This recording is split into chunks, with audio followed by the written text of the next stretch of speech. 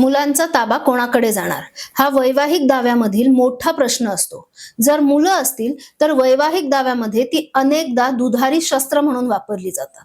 बऱ्याचदा असं दिसून येतं की पक्षकारांना समोरच्या व्यक्तीबद्दल इतका राग, तिरस्कार असतो की या वादामध्ये आपण आपल्या मुलांना हत्यार बनवून वापरत आहोत, त्यांच्या मानसिकतेशी खेळत आहोत हे त्यांच्या लक्षातच येत नाही. या गोष्टी लक्षात घेऊन सुप्रीम कोर्टाने काही महत्वाचे नियम घालून दिलेले आहेत. महत्वाची बाब म्हणजे संपूर्ण कायद्यात कस्टडीची व्याख्या कुठेच दिलेली नाही. ताबा म्हणजे काय किंवा तो कुणाकडे जावा या विषयावर कायदा संपूर्णपणे शांत आहे. गार्डियनशिप कायद्याचा जर आपण विचार केला तर Hindu minority and guardianship act 1956 मध्ये गार्डियन म्हणजे कोण हे कायद्याने सांगितले आहे. गार्डियन 3 प्रकारचे असतात. पहिला म्हणजे नॅचरल गार्डियन म्हणजे जन्मदाते आई वडील, दुसरा कोर्टाने नियुक्त केलेला गार्डियन आणि तिसरा असा की आई किंवा वडिलांचा मृत्यू झाल्यास मृत पालकांनी आपल्या मृत्यूपत्राद्वारे मुलांच्या देखरेखीकरता, संगोपनासाठी तसेच मुलांच्या भविष्यासाठी आणि मालमत्तेच्या संरक्षणासाठी नियुक्त केलेली व्यक्ती ही देखील गार्डियनच असू शकते. आता ताबा म्हणजे नक्की काय? तर लहान मुलं 18 वर्षाखालील मुलांची देखरेख कोण करणार आणि त्यांच्या ताब्याचे कोर्टामध्ये काय नियम असतात हे आजच्या व्हिडिओमध्ये आपण समजावून घेऊ. कस्टडी म्हणजे ताबा कुणाला दिला जावा, आईला की वडिलांना, याबाबत असा ठोस कोणताही कायदा नाही. परंतु सुप्रीम कोर्टाच्या अनेक जजमेंटमध्ये वेळोवेळी काही नियम सांगितलेले आहेत. जरी मुलांचा ताबा आईकडे असला तरी देखील वडिलांना व्हिजिटेशन राईट म्हणजेच मुलांना वेळोवेळी काही मध्यंतरानंतर भेटण्याचा हक्क आहे. तो कोणताही कायदा किंवा कोणतेही कोर्ट काढून घेऊ शकत नाही. त्याचप्रमाणे कायदा किंवा कोर्ट असंही सांगत नाही की लहान मुलं ही आईकडेच राहतील. यासाठी भरपूर क्रायटेरिया आहेत, नियम आहेत. हे सर्व नियम फॉलो करूनच ठरवलं जातं की मुलांची कस्टडी कोणाकडे दिली जाईल. हे सर्व नियम पूर्णपणे एकाच गोष्टीवर आधारित आहेत आणि ती म्हणजे वेलफेअर ऑफ द चाइल्ड. म्हणजेच मुलांना योग्य रीतीने कोण सांभाळू शकते, ज्याच्याकडे त्याचं जास्तीत जास्त कल्याण होईल त्यांच्याकडेच कस्टडी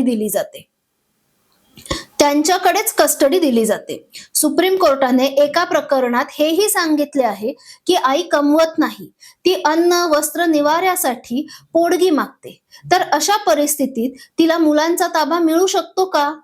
त्या प्रकरणात वडिलांना मोठ्या पगाराची नोकरी होती. आता अशा केसमध्ये सुप्रीम कोर्टानं सांगितलं की वडिलांना मोठ्या पगाराची नोकरी असली तरी ते पूर्ण वेळ ऑफिसमध्ये जातात आणि यामुळे मुलांना घरातले अन्न बनवून देणं शक्य होत नाही. मुलं बाहेरून अन्न ऑर्डर करतात.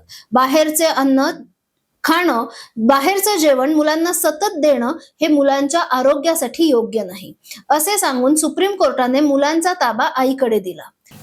सर्वोच्च न्यायालयाचे ताब्यासंदर्भात एकच म्हणणं आहे की मुलांचं भलं कोणाकडे आहे याचाच कस्टडी संदर्भात विचार केला जाईल आणि हेच सर्वात महत्वाचं असेल. कोर्टामध्ये जर तुमचं कस्टडी संदर्भात प्रकरण चालू असेल तर तुम्ही कोर्टापुढे हे मांडणं आवश्यक आहे की मुलं तुमच्या बरोबर किती योग्य पद्धतीने राहू शकतात, तुम्ही त्यांचा वेलफेअर किती चांगल्या प्रकारे करू शकता, त्यांचं भविष्य तुमच्या बरोबर कसं सुरक्षित आणि उज्ज्वल असू शकतं, तसेच तुमच्याशी त्या मुलाची भावनिक अटॅचमेंट किती आहे यासाठी तुम्ही मुलांचे व तुमचे photo, call recording, video recording कोर्टामध्ये सादर करू शकता, जेणेकरून कोर्टाला खात्री होईल की मुलांबरोबर तुमचे अधिक घट्ट भावनिक संबंध आहेत. या सर्व बाबींच्या आधारे तुम्ही आई आहात की वडील आहात यापेक्षा फक्त आणि फक्त चाइल्ड वेलफेअर साठीच कोर्ट निर्णय घेतं. याआधी कोर्ट कस्टडी ग्रँट करण्याच्या आधी काही महत्वाच्या गोष्टी पाहते. पहिलं आणि सर्वात महत्वाचा मुद्दा म्हणजे मुलांची कुणाबरोबर राहायची इच्छा आहे. अनेकदा भीती वाटते की कोर्ट मुलांना समोर उभं करून विचारेल का? तर असं होत नाही. मुलगा किंवा मुलगी 18 वर्षापेक्षा खाली असल्यामुळे त्यांच्या मताला थेट कायदेशीर महत्व नाही. मुलगा किंवा मुलगी 18 वर्षाखाली असल्यामुळे त्यांच्या मताला थेट कायदेशीर महत्व दिलं जात नाही. त्याला उभं करून विचारणा केली जात नाही, परंतु त्यांच्या एकंदर वागणुकीतून तो सध्या कुणाबरोबर राहत आहे किंवा कुठल्या पालकांबरोबर जास्त जुळवून घेत आहे या गोष्टी पाहून निर्णय घेतला जातो. याबाबत उच्च न्यायालय व सर्वोच्च न्यायालयाने अनेक निर्णय दिले आहेत. काही वेळा जजेस मुलांना चेंबरमध्ये एकांतात बोलवून त्यांच्याशी संवाद साधू शकतात, परंतु मुलांच्या कोवळ्या मनावर परिणाम होईल असा थेट प्रश्न विचारला जात नाही. संदर्भातील दुसरा मुद्दा म्हणजे कोण मोठ्या शहरात राहत आहे, कारण मोठ्या शहरामध्ये मुलांना मिळणाऱ्या सोयी सुविधा आणि शिक्षणाच्या संधी याचा विचार केला जातो. तिसरा महत्वाचा मुद्दा, मुलं आई बरोबर किंवा वडिलांबरोबर किती काळ राहिले आहेत आणि कुणाबरोबर त्यांची जास्त भावनिक अटॅचमेंट आहे. चौथा मुद्दा म्हणजे आई किंवा वडिलांचं एक्स्ट्रा मॅरिटल अफेअर असल्यास तेही कन्सिडर केलं जातं आणि अशा परिस्थितीत कस्टडी मिळण्याचे चान्सेस कमी होतात. त्याचप्रमाणे पालकांची मानसिक अवस्था हा देखील एक महत्वाचा मुद्दा आहे.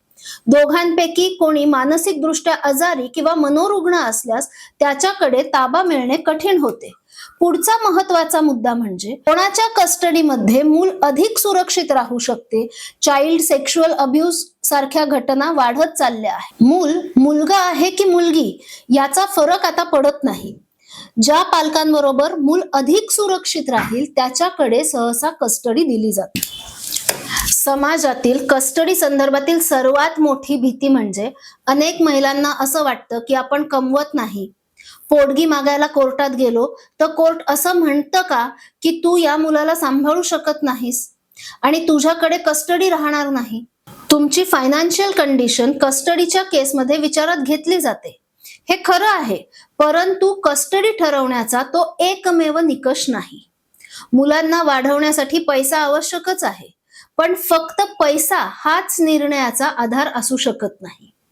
तुम्ही कमवत नसाल तरी तुम्ही योग्य संस्कार देऊ शकता, मुलांची योग्य काळजी घेऊ शकता, तर तुमच्याकडे कस्टडी मिळू शकते.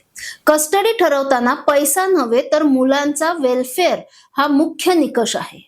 त्यामुळे मुलांच्या खर्चासाठी वडील पोटगी देतील आणि कस्टडी आईकडे असू शकते. त्यामुळे मुलांच्या खर्चासाठी वडील पोटगी देऊ शकतात आणि कस्टडी आईकडे असू शकते. आता आपण बघू मुलांच्या वयाच्या किती वर्षापर्यंत कस्टडी मागता येते. हा देखील प्रश्न खूप महत्वाचा आहे.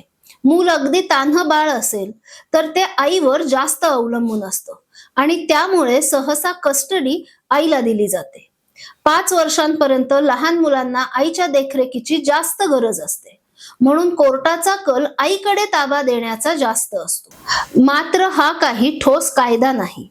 5 वर्षांनंतर मुलाला कुणाकडे राहायचं आहे यावर ताब्याचा निर्णय घेतला जाऊ शकतो.